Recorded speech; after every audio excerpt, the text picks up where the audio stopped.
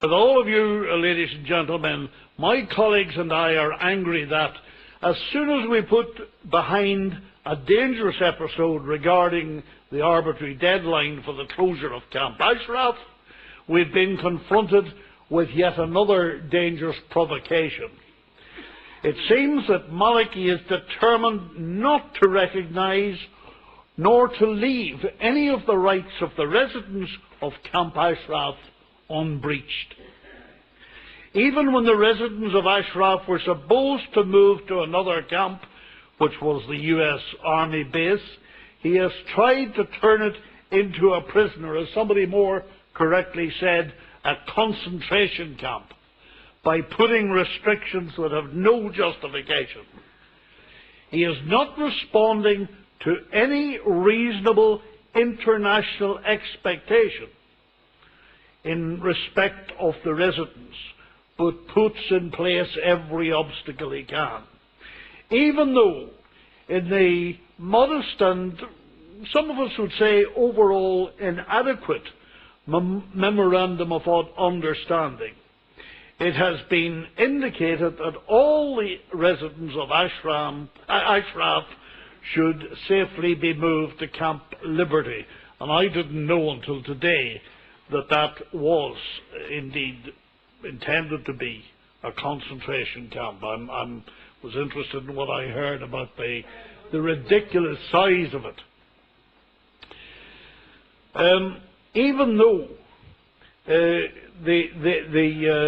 we've had this memorandum of understanding, Nouriel Maliki just last week in an interview with Iranian regime media repeated the false accusations of the Iranian mullahs and said that he has arrest warrants for over 120, I have 126 of the residents.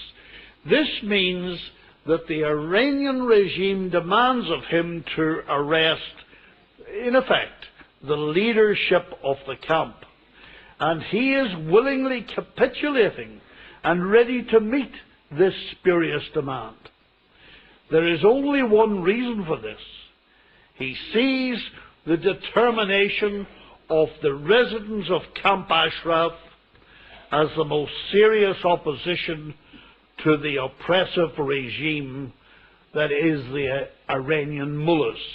And of course, he is now depending on the Iranian mullahs to sustain his own very dubious presidency in Iraq.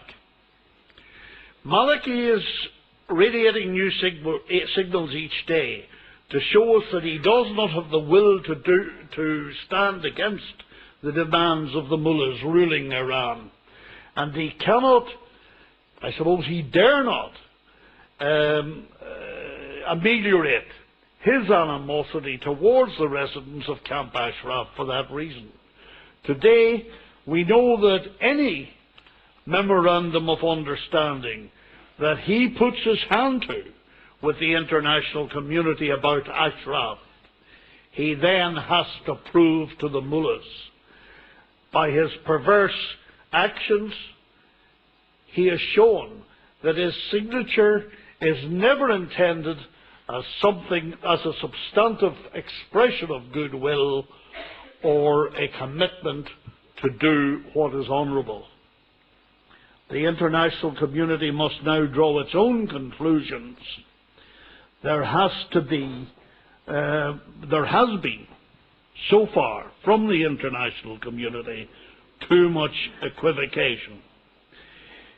It will not obtain a positive result with Maliki to resolve the Ashraf crisis unless the United Nations sends them a clear message, and they must act now, decisively.